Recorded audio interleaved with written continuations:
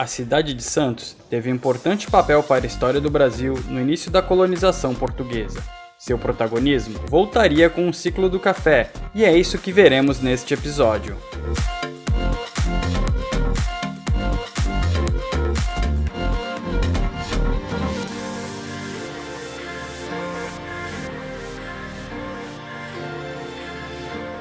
E aí, filhote? Beleza? Beleza, e aí? E aí, o que tu aprontou pra gente aí? Vamos dar uma olhada na bike. Tá diferente da descida da serra? Tá diferente. Tu não faz ideia de como Não tá faço a a bike. mínima ideia de como tá a bike. A última vez que tu viu, ela tava o quê? Ela era um quadro T-Type preta. Então, só pra vocês entenderem, aquele quadro T-Type eu comprei por R$50. A gente restaurou aquele quadro, inclusive eu fiz a gravação do restauro daquela bicicleta, mas nunca coloquei aqui no canal. E aí eu consegui um outro quadro, um quadro maior, que eu tava achando ele pequeno pra mim. O meu irmão, você curte aquele quadro, né? Vai ficar pro Ricardo agora, pra gente descer a Serra do Mar mais uma vez, entre outros rolês. E aí você trabalhou nesse quadro novo. Fiz o que deu, né? Foi pra fazer o que dava, então vou buscar.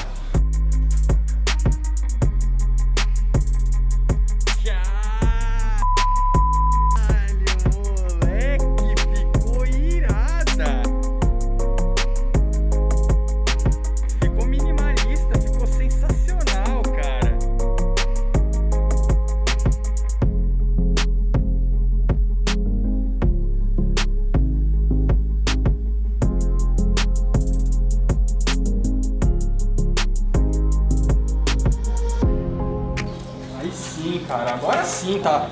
Pô, tu pôs até o slogan do canal aqui na frente. Ficou da hora, hein, Ricardo? E essa cor combinou mais do que a preta fosca que tava antes, com os detalhes vermelhos do pneu, do banco. Da hora mesmo, cara. Ficou bacana. Agora pegar ela pra dar uma experimentada e já aproveitar e contar a história da cidade.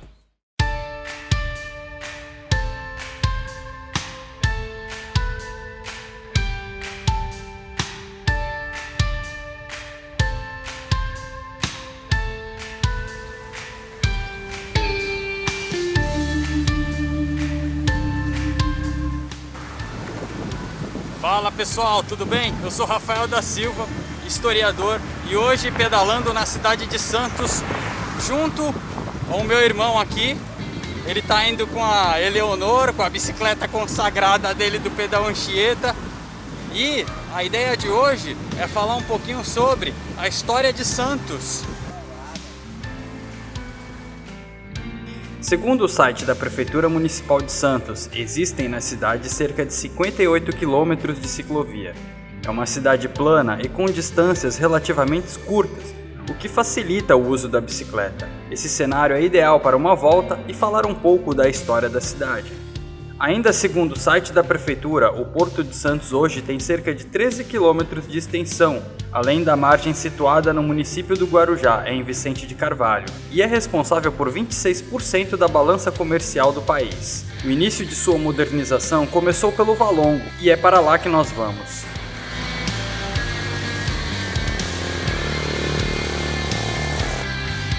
Dá um salve aí, Ricardo!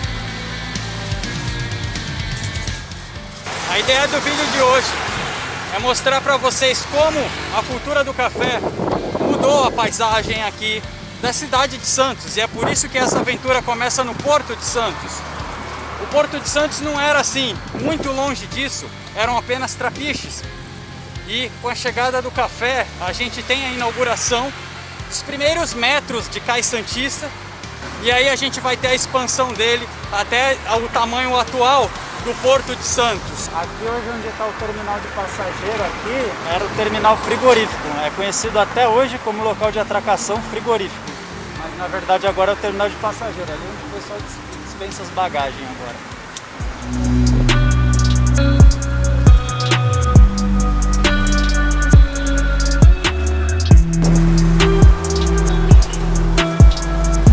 Olha o trem atrás da gente aí, o negócio é bruto aí, ó. Faz tempo que eu não vejo um trem rodando assim, um trem de carga. Aqui é a João Pessoa. A curiosidade aqui é que essa aqui não é uma avenida, é uma rua. desse tamanho, é a Rua João Pessoa. Essa daqui é a Rua dos Estivadores, o Sindicato dos Estivadores está lá.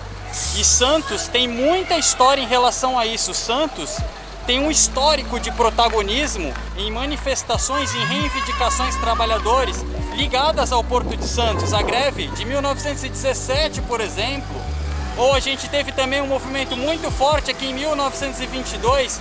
Enfim, em vários momentos da história, o movimento da estiva foi muito forte e inclusive a repressão também. Por vezes, navios de guerra trancaram a entrada do Porto de Santos justamente para tentar acabar com esses movimentos. A gente vê, por exemplo, o anarcossindicalismo, que foi muito forte aqui na cidade de Santos.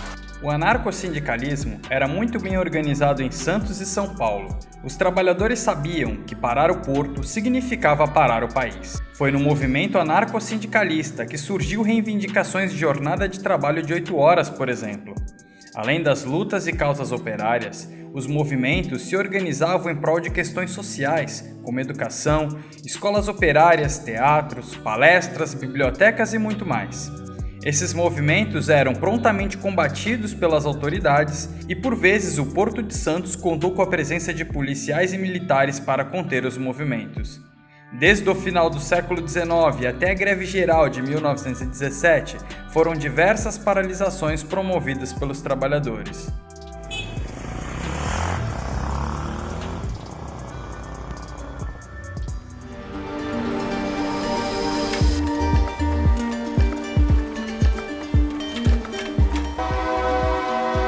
Aqui é a Casa da Frontaria Azulejada. Ela esteve por muitos anos abandonada, passou por um processo de revitalização e agora está num estado de conservação bem interessante. Triste é que algumas placas informativas elas foram arrancadas. A placa dali, por exemplo, não está mais. Mas esse tipo de arquitetura aqui mostra como a cidade de Santos passou por transformações por conta da vinda do café. Essa frontaria é de 1865 e a gente pode perceber nessa frontaria um período de transição entre a arquitetura que a gente vai encontrar ali na frente na Igreja do Valongo e depois os casarões que vão surgir a partir de 1900, mais ou menos nesse período, onde a gente tem uma riqueza enorme entrando aqui por conta da questão do café.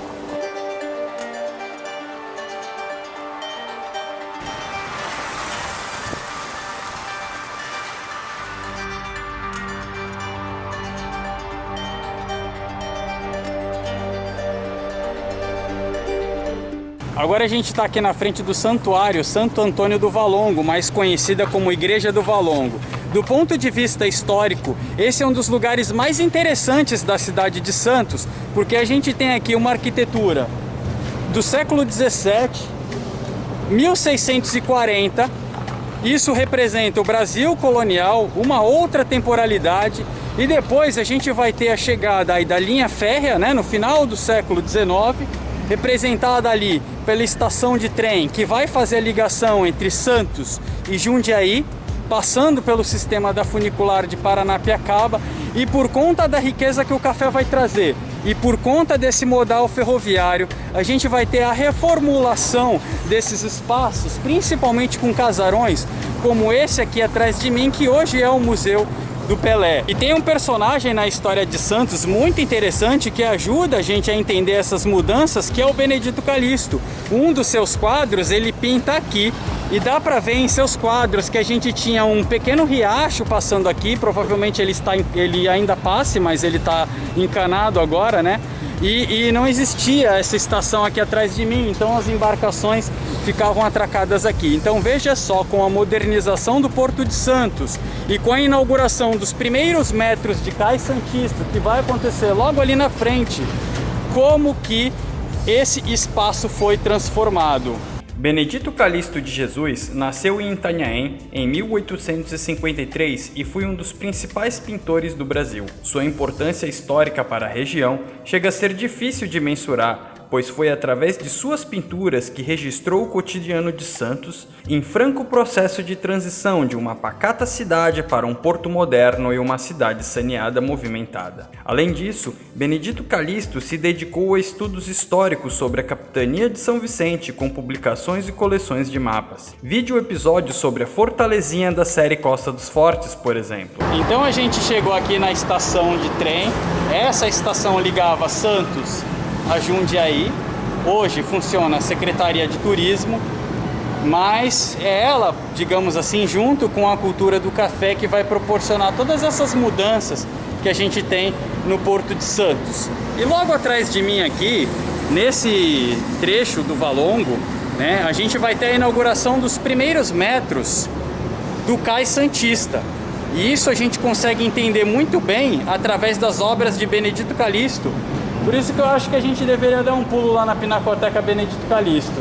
A gente vai entender isso através das obras de Benedito Calixto, que vai fazer um retrato. É claro que o Benedito Calixto é um homem do seu tempo, mas ele faz um retrato das transformações arquitetônicas que a cidade passava por conta desse processo da chegada do café aqui, por conta da chegada da linha férrea e por conta da modernização do Cais Santista, né? Então o que a gente tem antes desse período são frágeis trapiches.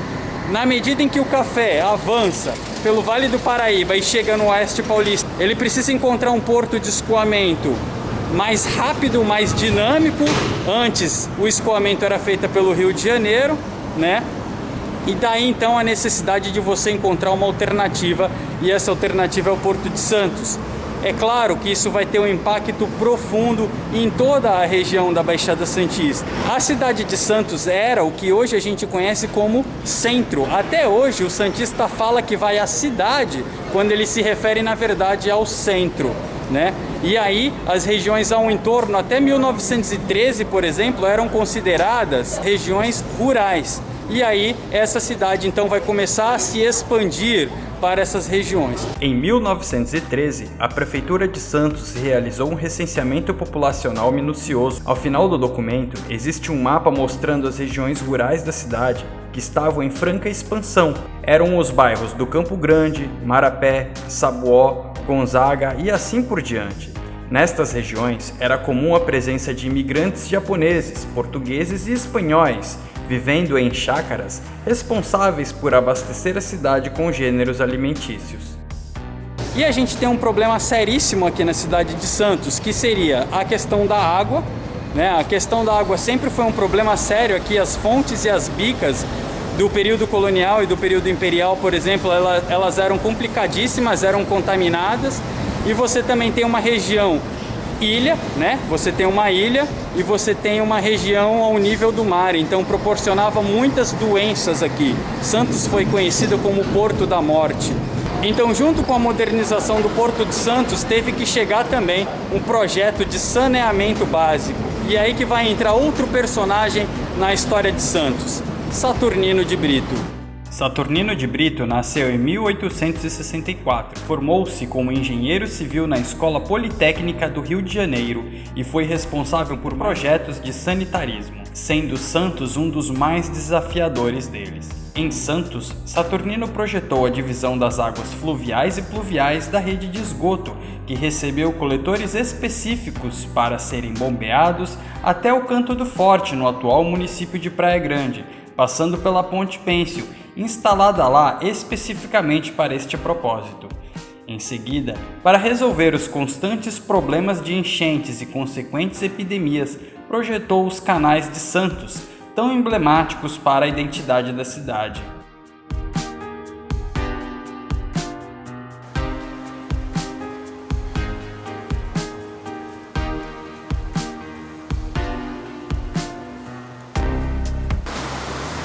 Estátua do corretor de café.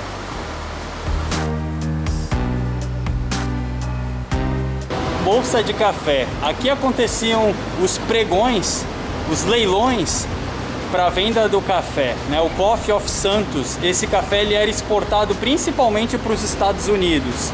Infelizmente hoje a fachada da bolsa de café está sendo revitalizada. Não vai dar pra gente filmar direito ela, mas eu acho que eu tenho alguma coisa aqui sobre a bolsa de café, eu vou ver se eu coloco aqui.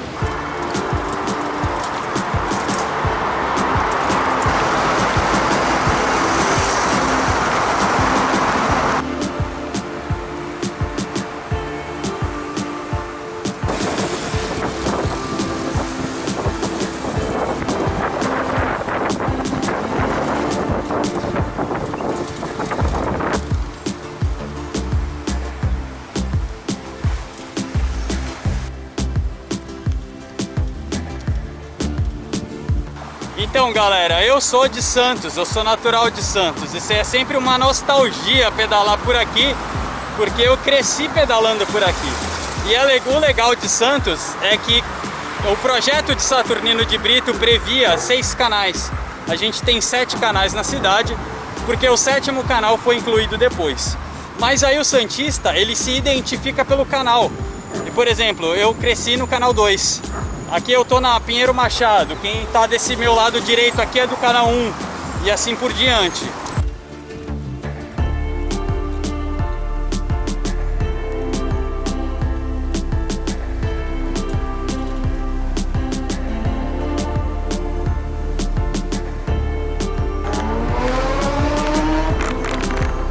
No projeto do Saturnino de Brito, ele previa várias ruas na diagonal, ruas e avenidas na diagonal, como é o caso da Carvalho de Mendonça.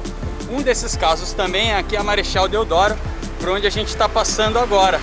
Ela pega ali da linha do trem com o canal 2 e segue direto para a Praça da Independência, encurtando assim as distâncias e também facilitando a circulação do vento.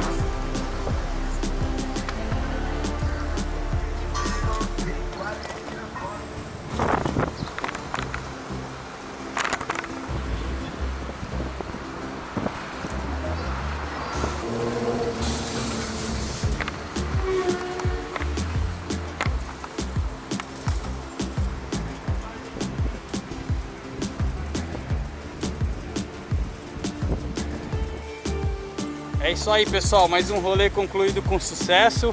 Tá aqui o meu irmão com a bike extremamente guerreira dele. Rolê em Santos é muito gostoso, principalmente porque é um rolê extremamente 0800. A gente acabou dando a volta quase que na cidade inteira, só faltou fazer a ponta da praia, canal 6, canal 7. Quase tudo por ciclovia, muito suave, pouquíssimos buracos, sabe? Muito gostoso mesmo, recomendo. E um cunho histórico fantástico. A gente se vê no próximo rolê.